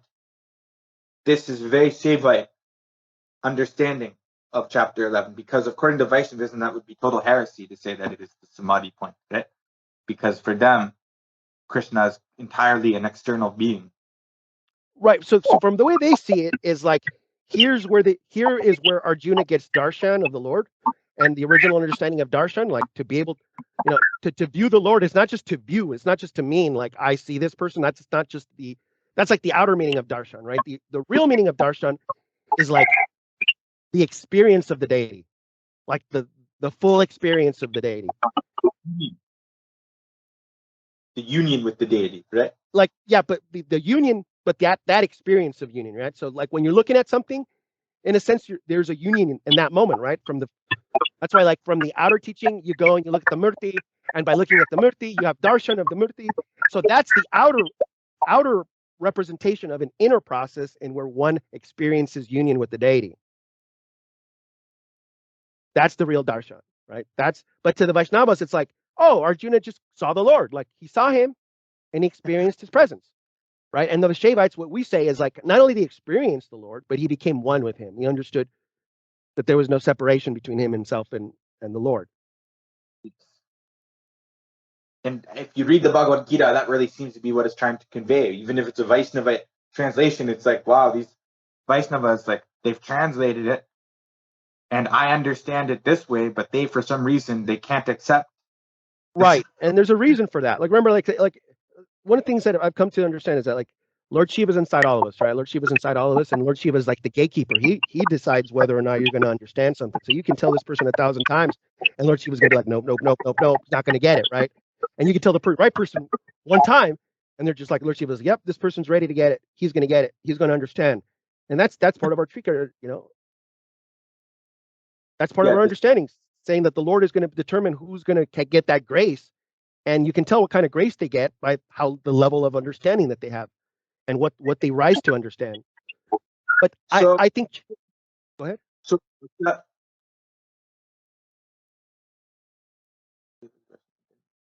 in chapter 10, where it says, of the 11 Rudras, I am Shiva. Of course, the Saivites, we would pick up on that. Like, when he says the 11 Rudras, I'm always like wondering, is that where the 11 kingdoms of like Edom come from in like Judeo mysticism, Abrahamic mysticism? I would say yes. Like a demonized, basically. My research really has shown me that that the Jews come from like a mixture of Shaivism and Vaishnavism. Like the Jews were like originally Vaishnavas who like made it to the west, and on the way to the west, they swore among each other that they would no longer worship Shiva and only Vishnu, and so Vishnu became Yahweh, and so like the Brahmins are like this elite Brahmin, like the elite upper class of the Brahmins. They moved away. They're like a Saraswat Brahmins. They moved when the Saraswati dried. They moved west, and they became like they made the Bhagavad Gita like their main text, right? And so in the Bhagavad Gita, when you get the essence of the Bhagavad Gita out, that monotheism emerges. That saying, "And you shall have no other gods before me. I shall be your only God." Well, if you really understand what he's saying, and if you really understand what the Kabbalah is saying, they're saying that your body is the temple of the Lord. Like, you know, deep Kabbalah is saying that the real understanding of the first commandment of that you shall have no gods before me is they're trying to get you from stopping worshiping murtis. They're like, no, we're Brahmins of the highest teaching. We understand that the Lord's within us. If you start worshiping murtis like these low-level motherfuckers, you're not us. You don't belong to us. This is like the first defense in belonging to us. So it's very similar to what you're talking about, like with what you're trying to do with the Ten Commandments, you know, and being like this is absolute monotheism. That's the original impulse of the Jewish people in their exodus out of the Sarasvati. They were like, no, we're not going to worship all these gods now. We're going to worship only one God, and we're going to dedicate ourselves to this warrior culture. And so the original Jews were. That's also the essence of the Aryan culture too, right? Yeah, that because they originally were Aryans. Like if you go further back in time and you look at some of the archaeology, the Hebrews were portrayed as like light-skinned, fair people, you know, redheaded. So like the original Jews were like redheaded, light-skinned, fair-skinned individuals, and you see this a lot. So there is that. But then remember, Jerusalem is when Jerusalem was created, it also was like a metropolitan. So when it was destroyed, and all of these tribes were scattered throughout the world, they were all different races. So there comes a point where the Judaism becomes like this metropolitan, cosmopolitan philosophy, religion that is what eventually gets the temple destroyed. Like, you know, the arrogance of the Jews gets their temple destroyed, and then they get scattered. And then that scattering, you have all these different types, all these different races of Jews, because that's what Jerusalem was. Jerusalem was a metropolitan, cosmopolitan city full of different races. It was like this big. That's why a lot of the times in the Bible, there's a lot of God is constantly admonishing the Jewish people for being fucking whores, for being fucking moneylenders, for being like he's like, I will punish you for you. I try to show you how to fucking be civilized, and you keep creating these fucking cities of iniquity. You know what I mean? Yeah, I know what you mean. So, but that 11 Rudras. Right. So I would connect. I would say, see, the original 11 Rudras was like a teaching about the body, right? The main Rudra is like your main nervous system, and the 11 and the other 10s are the nervous system and the nerves. So all these Rudras, they're transforming energy from part of your body. So it's talking about like the 33 deities and the 11 Rudras are part of like a map of the body. It's an early system of Kundalini energy.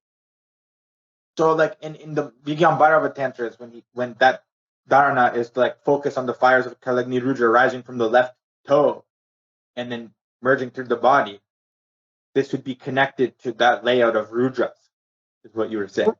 it's a very similar idea in the sense that in that meditation you're imagining the fire of Rudra eventually spreading through your whole body, right? But if you wanted to talk about Kundalini and you were going to talk about chakras and you were going to use the chakra system, you're going to use a more primordial system of understanding the layouts of our body and how that energy flows. That's what the Rudras are about, right? Like that's why the Rudras are considered like sky entities, sky beings, because the sky represents our nervous system. And so these 11 Rudras, the main Rudra is you. You are the central Rudra.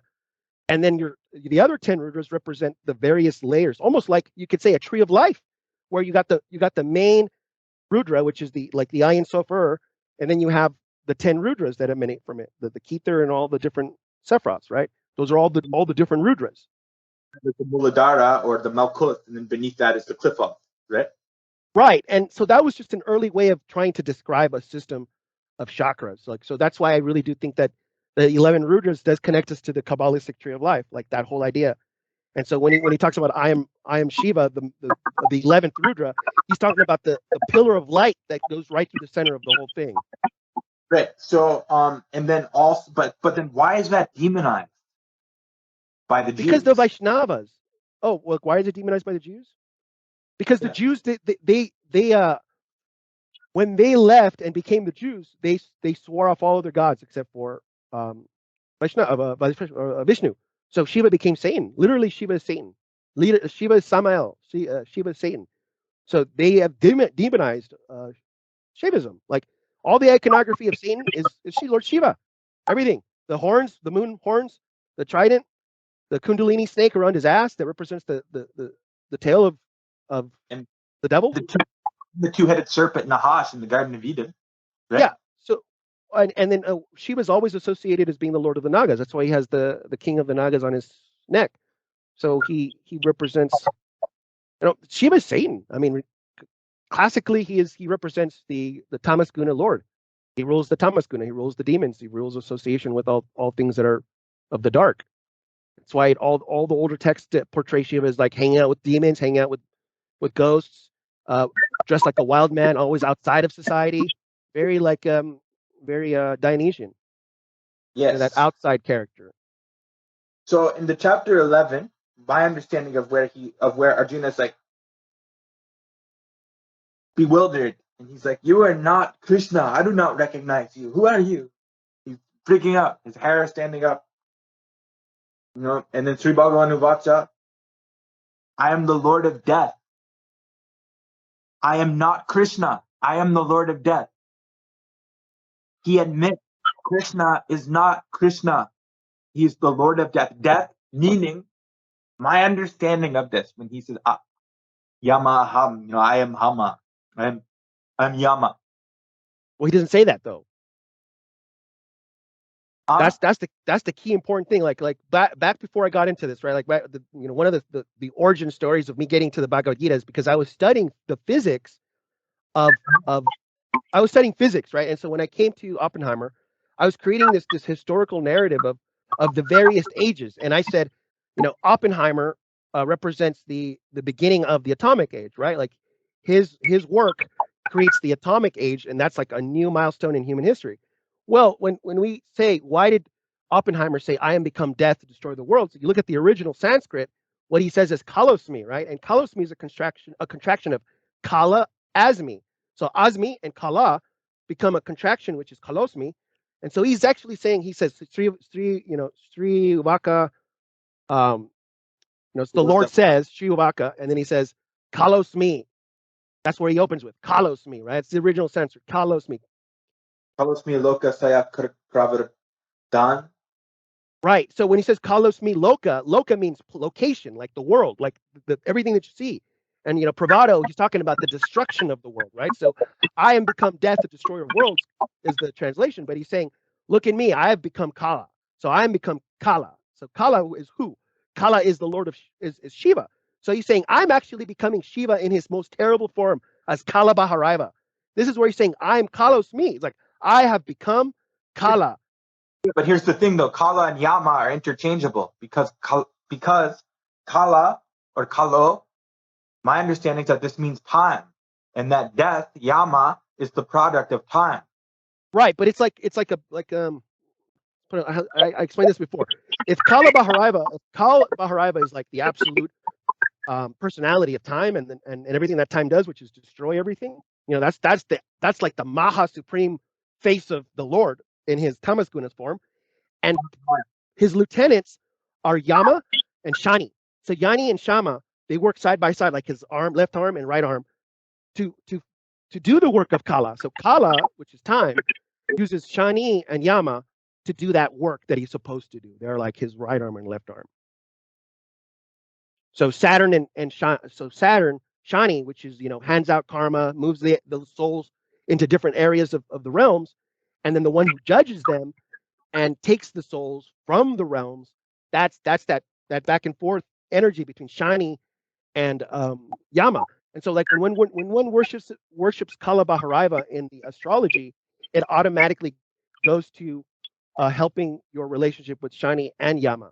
So Yamadev and Shani Dev get the boons, get the sacrifice of the worship to Kala Bharaiva. Like that's what you usually are told. Like when you want to fix those placements, they're like worship Kala Bharaiva, and you'll get like good karma with your Shani placement and your Yamadev placement. Okay, but still though, Yama and Kala can be used interchangeably to some extent.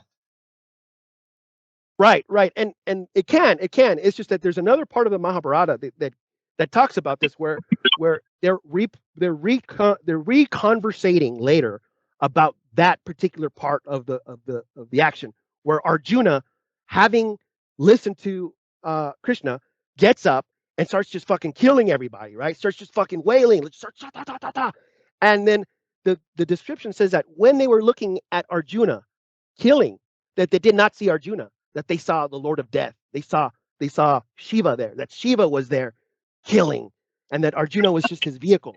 That with the real sight, that one could see that Arjuna was actually, he wasn't Arjuna, he was Lord Shiva.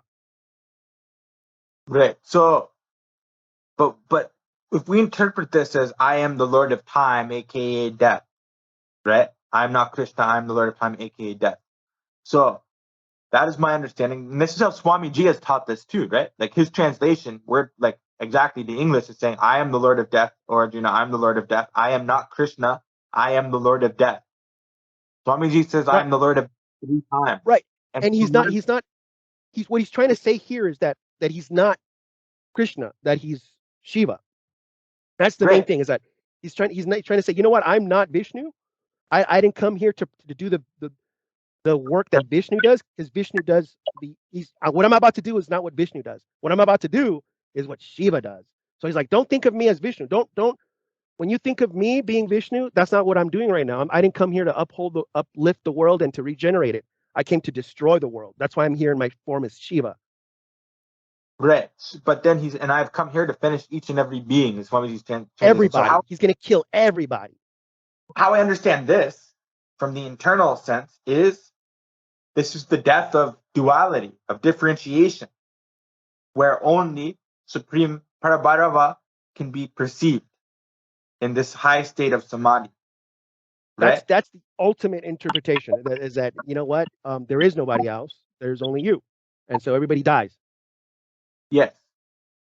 So that is my understanding of that is like the culmination of the Bhagavad Gita, the jewel of the Bhagavad Gita, the peak of the Bhagavad Gita, which is Pratabhigya Darsanam. Which is Shaivism. That's why Lord Shiva is the destroyer, because he destroys the illusions that Brahma and Vishnu create. So Brahma creates the illusion, Vishnu maintains it, but when Shiva comes into play, he's like, nope, these are all fucking illusions, all of it. So when one reaches the Shiva phase, one doesn't really care about the illusion anymore, because it realizes it's all him, right? Yes. And then beyond this, things kind of like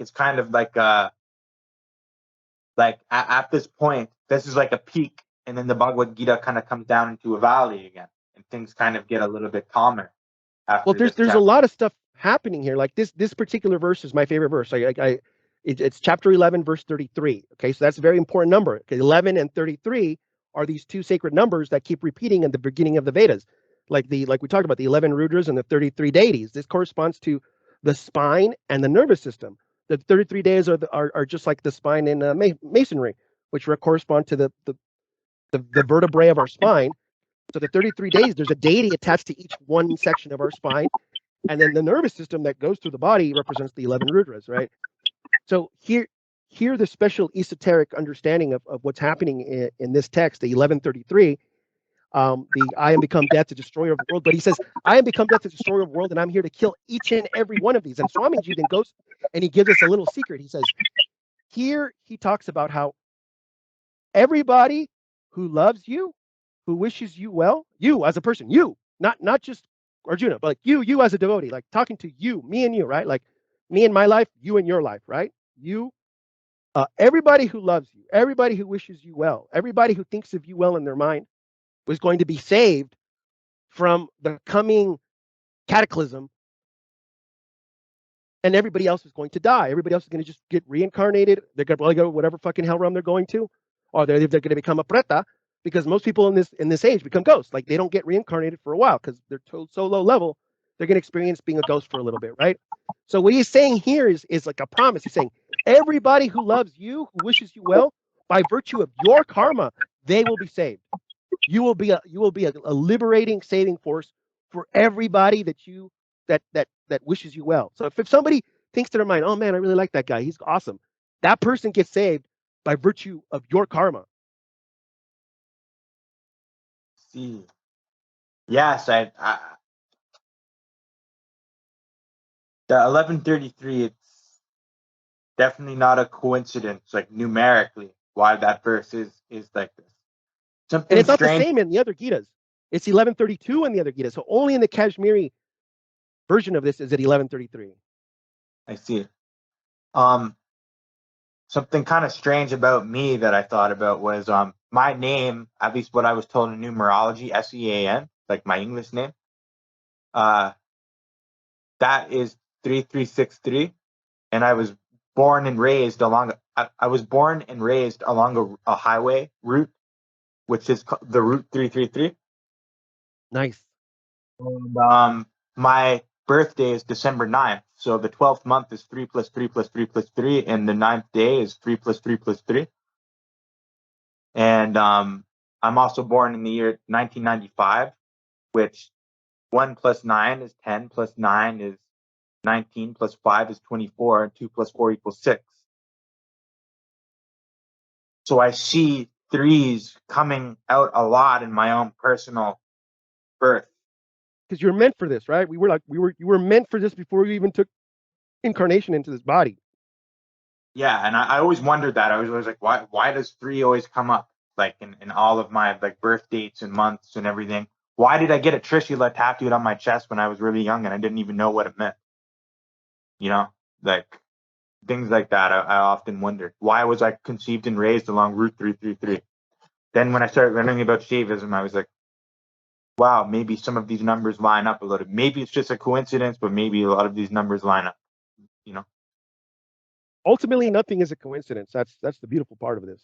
So it all has meaning in it, but you can go crazy trying to find meaning in everything. But that's what it is. I mean, that's why I think one of the reasons why when the sadhakas gets to a certain point of his relationship with the Lord, personal relations with God, he has to isolate himself, because then every little thing that happens becomes a direct communication with God. And then you need to minimize the amount of things happening so that you can get real meaning from the events that are occurring, right? If all of a sudden all these, it's like all these events are happening and it's like everything's God talking to me, you're going to fucking lose your shit. You're going to lose your mind. Just like Arjuna. And that in a sense is kind of, I feel like that part of the story where after Arjuna comes down from seeing the Lord, well, really what happens is, the way that I remember it is, it's like Arjuna's like, oh my God, you're fucking everything. Like you're even the evil shit. You're even the fucking shit destroying and tearing things apart. And he's like, and he gets to a point where he's like, okay, Lord, okay, stop. You know what? It's too scary. You're too scary. Stop it. Please show me your beautiful form again. I want to see the one with the little arms and discus and the, please. And then that's what he says in the Bhagavad Gita. He wants to see the cowherd boy. Yeah, he does. He wants to see the nice, and so that here Swamiji talks about it. I forgot where. I don't know if it's in that Bhagavad Gita or in another part. He says this is a special teaching only for those who are capable of going into the darkness and not being afraid of it. So even Arjuna was not capable of the Agora teaching. So he's here at this point, he's actually referring to Agora, that path of seeing the Lord in his terrible form, seeking him in his terrible form, loving him in his terrible form. That's the next level of a practitioner. That's Agori. And there's a hint of this in that right there, where showing that even Arjuna wasn't fit for the Agora teaching. I see. Yes, I actually I've since rejected the Agori teaching for numerous reasons. I won't get into why, but I see it as being inferior to Trika or some kind of degenerated form of Trika. At least the Agoris that I was in communication with, who ended up I think they ended up being fraudulent. Not to put any names out there, but Baba Siri Ram, I'll just put his name out there. I believe that he is a fraud. But anyways, can you give me 1 second? I'm just gonna get some water really quick. I'm gonna take this moment to. So I'm kind of glad that you were like, how can you say?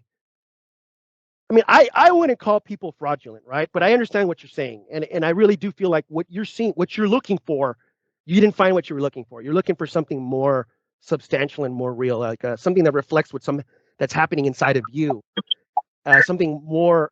And I feel like I can kind of, maybe I'm wrong, but maybe I feel the same thing, because when I look at the Agora and I'm like, you know what, this is great if you don't care about anybody else and you just want to find liberation for yourself. But if you want to help other people, we need to get into the sattva guna. We need to promote the sattva guna. We need to get into the mode of sattva and do sattvic things. Go out and actually help people the way they need to be helped, not just bombarded with a bunch of non-dualistic rituals that do what for the person. And this warrior aspect is a dimension to this, because when you have the sattva guna, you want to try to defend it, right? So in that sense, now I feel I always have felt disgust and revel and almost a form of hatred against the people who rule this world during the Kali Yuga, and against me specifically. I hate seeing abuses against animals, basically. Well, that's why the destroyer comes, right? So outside of India, there is a tradition that has been hidden called the tradition of the destroyer. In all of the ancient books of the West, it has been scrubbed out. But in some of the older texts that have not been completely touched, that you can get in contact with, it will talk about the coming of the destroyer. The destroyer comes periodically from the sky and it melts everything. And it's exactly what Lord Shiva is. So the Lord Shiva is going to come in the sky as some fucking fiery being, most likely howling through the sky like in a red ball with horns, which is why they called him Rudra, the howler. And it's going to fucking melt everything. Everybody's going to burn and die, right? That happens. That's what periodically happens in this realm. And it's all over the place. If you look at the hills, the mountains, the older structures, they all show signs of this intense heat melting mountains down, temples down. Some of these hills, we think are hills, are actually temples. And they've just been melted to make them look like hills. I see. Yes, especially in where we live. I guess Oregon's still kind of in the Rockies, the Rocky Mountains. So basically what I'm saying is that eventually the degeneracy gets so bad that the only thing that we can do is destroy everybody and start fresh, right? So the periodic destruction of the upper layer of the world happens. It happens because people degenerate and they lose their way, and there's no way to really get back to it. You can plant seeds, right? But there's no way you're going to convert all these people to. You're not going to restore and regenerate all these people. You're going to be able to restore and regenerate a few people, and you're going to be able to start the seeds for the next stage. But there's going to have to be a cleansing. There's going to have to be a cleansing. All these people who are doing everything wrong, there's no way to regenerate all of them. They're just going to have to kill everybody. And that's what Krishna was already predicting. He's I'm going to kill everybody. This age is going to end with me killing everybody. I've come to kill everybody. And I'm going to give you this special teaching so that everybody who's with you and loves you, they get saved. That's what he's trying to say too. Swamiji even reveals one of the commentaries that the people who could not conceive of me being God, they will just get reborn. There's going to be this point of stasis after the Mahapralaya, or after the end of this Yuga, and then they will just be reborn in as microorganisms or something in the formation of the next world, right? Yeah, that's what the Vedas say. It says that in the next, once everything gets destroyed, that like the data imprint gets stored, and then when the universe gets recreated, that data gets put back into the simulation, right? So here the souls and their backed up data, like the Lord backs up all the data, wipes the realm, and then creates a new realm, and then reinitiates their data programs into the simulation. I think there's like even forewarnings of there being like global elites who won't know what they're doing, who are not meant to be authorities, like controlling the world in the Kali Yuga. Later in the Bhagavad Gita, there's not really like, it doesn't outright say this, but it seems to be hidden there. And then the rest of the Bhagavad Gita is just like, okay, well, the dark times are coming, and this yoga that I taught you, like, make sure that you uphold this in order to, like, you know, ascend and transform yourself during this age of time. And part of this upholding that you're talking about, right? Like, so this is what I'm saying, that part of the guru-disciple relationship is the preservation of these teachings. And so the guru and the disciple are supposed to be the living container and protectors of this teaching. Right. But I understand that it's nice to have the physical guru. You know, like I do have physical gurus.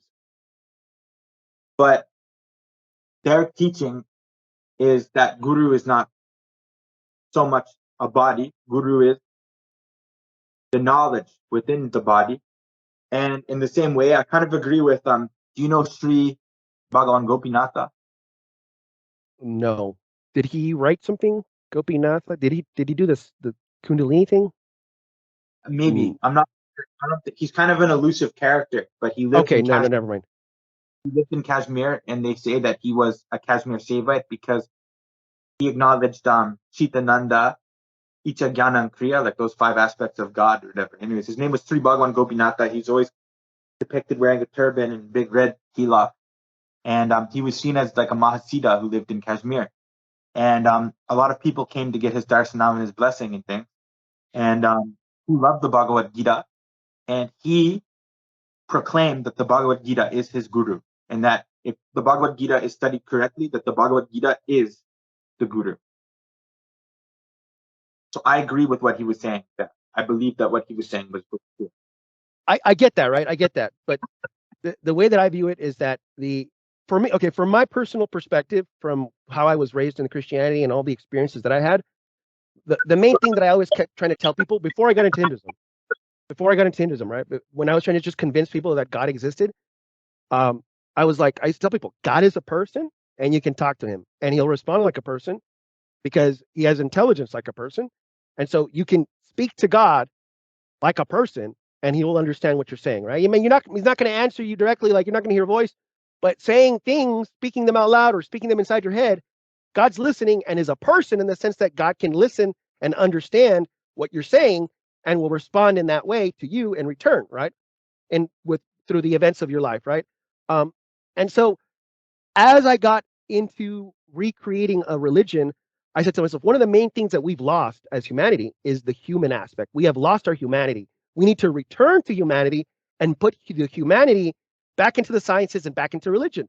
So when I came to Hinduism, I was particularly attracted to Hinduism because I found God here as a person. For me, God is a person first and foremost.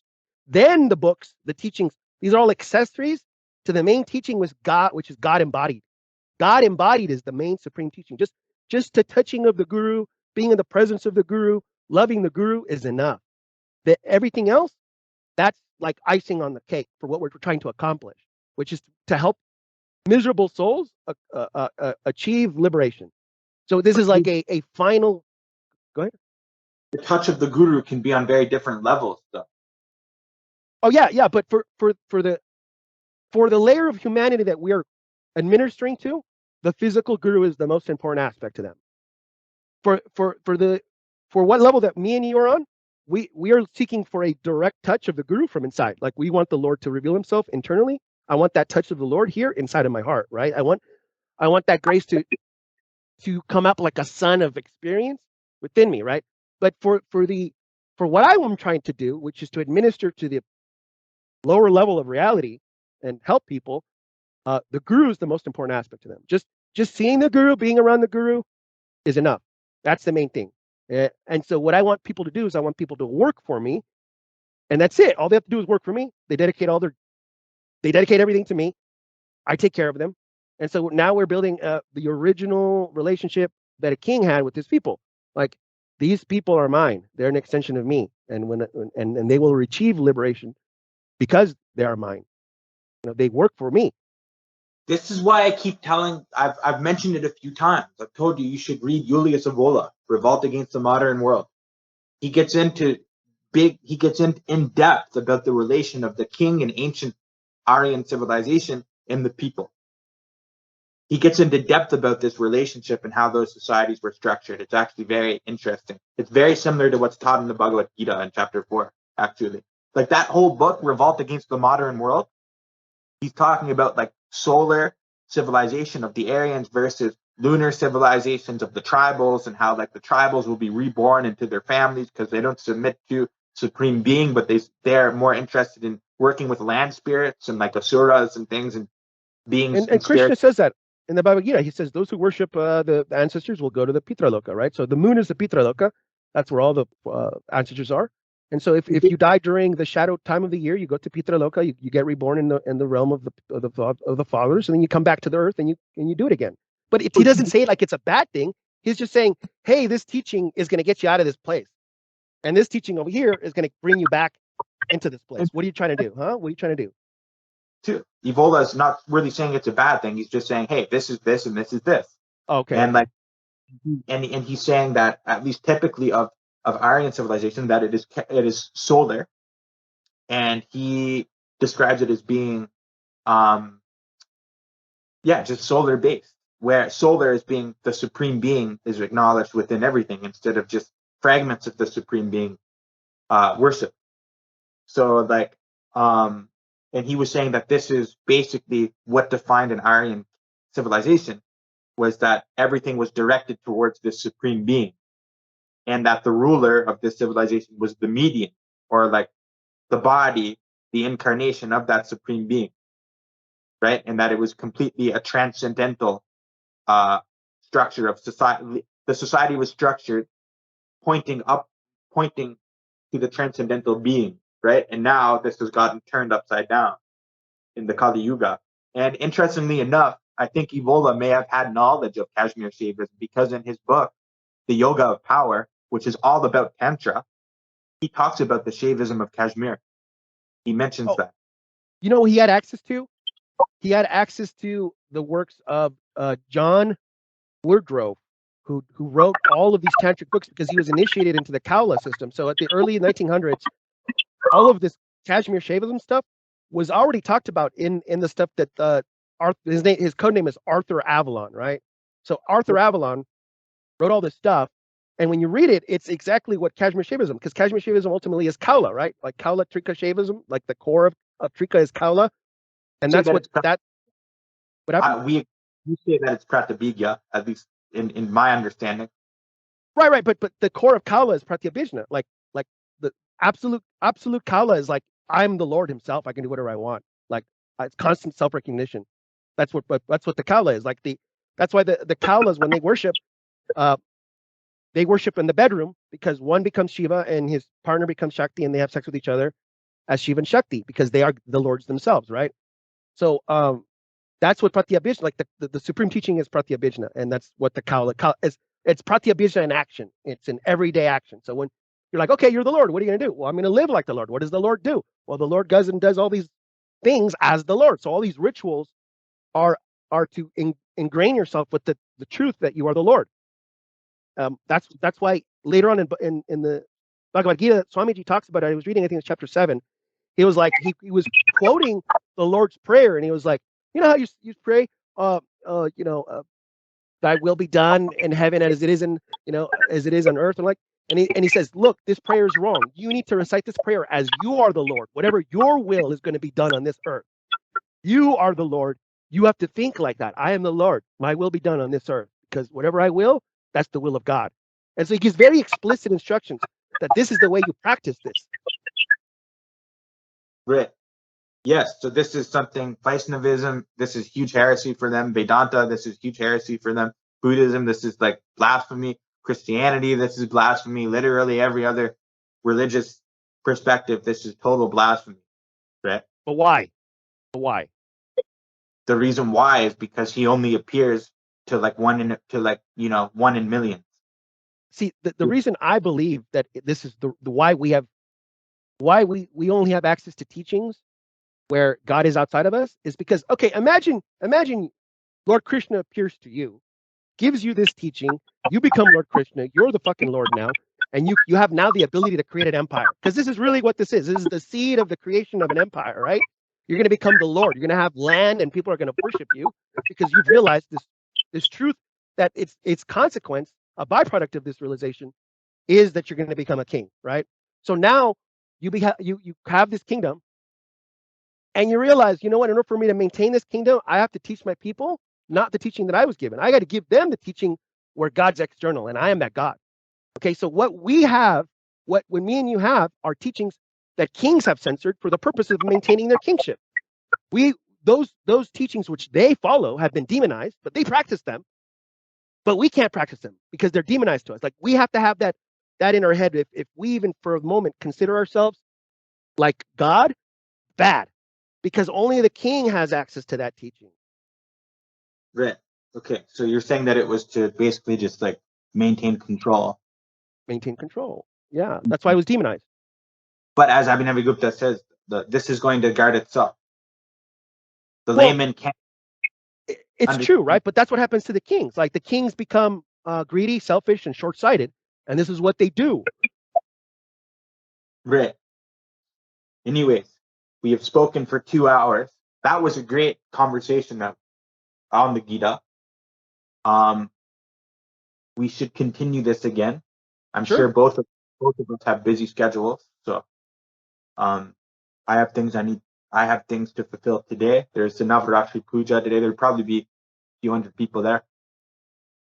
A couple parts of this I may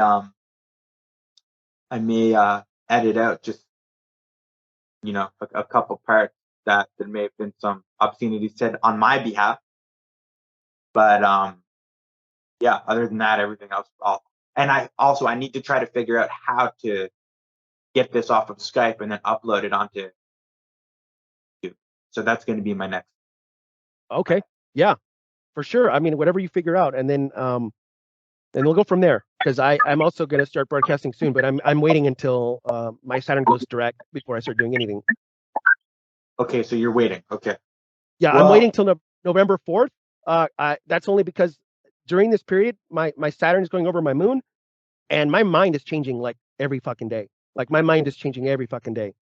Look at the past year, you've gone through phases of you've posted some videos, and it seemed like the wheels were turning, and then all of a sudden you became a ghost, and then the wheels would be turning and spinning again, and then you would become a ghost. And I know that you were dealing with some stuff with your family, and that's not like a criticism or anything. That's just an observation that I've made, right? Is that you've taken a lot of time for self transformation, it seems, in the past year. Yeah, it's been absolutely intense. Like, this is nonstop. The process in which I'm going through inside, it's like something's happening inside of me, and I'm constantly changing. And there's so many things where it's like I'm being all these things that I used to have problems with, they're all resolving themselves, and I'm starting to understand why I had so many problems. Like, why this, why that, why this, and I'm trying to get a clear direction. I'm trying to get a clear understanding of the direction that I'm going to go in. But that's what Saturn does when it comes over your moon. It sucks your shit up. Like, it completely makes you rethink everything. Like, so as Saturn was retrograding these last 6 months over my moon, like right over my moon, back in my moon nakshatra, it's just been absolutely insane moment for me. Like it's been like the closest thing that I can compare it to is like what people describe when they die and they do the afterlife review. It's like an afterlife review, right? I'm going through this afterlife review, and I'm reviewing everything. And so with my dad having died and returning here, I've realized that sometimes, like, I tell Amy half the time I'll be like, all right, I'm ready. And then I think I'm going to do this. And all of a sudden the next day and the next morning, I feel completely different. And I'm like, no, you know what? This new thing just popped up and I got to take care of it. So there is a lot going inside of me. And a lot of it has to do with like a final synthesis and a reintegration of all the different parts that I've been playing with. And then also getting a clear understanding of the direction that I'm going, right? And so one of the main things, that the reason I want to talk to you and I want to work with you is because you're interested in promoting the sattvic practice, right? That's the most important part for me, is the sattvic practice, is getting people into practicing sattvically is I think the main reason. Like, if we're going to help people, we got to get them to practice sattvically. That means meditation, yoga, chanting, eating right, taking care of your health. So that's my main push. Is like, you know what? I didn't come here to try to practice all this other stuff. The main thing that I'm trying to do is develop a sattvic way of life that makes sense for people, which that's going to make people healthy. I want to give people a healthy way of life. Yes, in sattva, in the Kali Yuga, having a sattvic existence is like being a warrior. It is, because it's so difficult. You have to literally create a space, and you have to defend that space. It's not like rainbows and butterflies and It's not. very like what is espoused in the movement or something, right? It is not like this at all. It can be, but it's like you got to create a garden, and so you have to create walls, right? So first you got to create the walls, and you have to create patrols, and you have to have people guarding it. Then, when everything's safe, you can go into your garden and have your little sattvic rituals, and be all lovey hubby duggy with all your people, right? But you need that. You need the fucking fortress. Yeah. So that's kind of what me and a couple other associates are trying to develop, and how we see Trika expanding. We do no longer want to be like pushovers or submissive to like Islam, communism, secularism, feminism, Christianity, Judaism. And what do those religions have that we don't? They have a central text. They have, for the laymen, they have like absolute monotheism, or just like an absolutist ideology. If it's like secularism and communism, they don't have a god. And like, I'm looking at how these have become dominant forces in the world, and like, they have a refined set of principles, not just like the yogic vows, which can be difficult for people to achieve, but like actual, like the Ark of the Covenant, look at the Ark of the Covenant, the 10 Commandments, how this has transformed. Should have refined principles like this as well, I believe, for the laymen, for the purpose of the elevation of the lay people and the expansion and preservation of our tradition into the Kali Yuga. So exactly. I'll stop recording. I think before we hang up on each other, I need to stop recording if I want to preserve the video.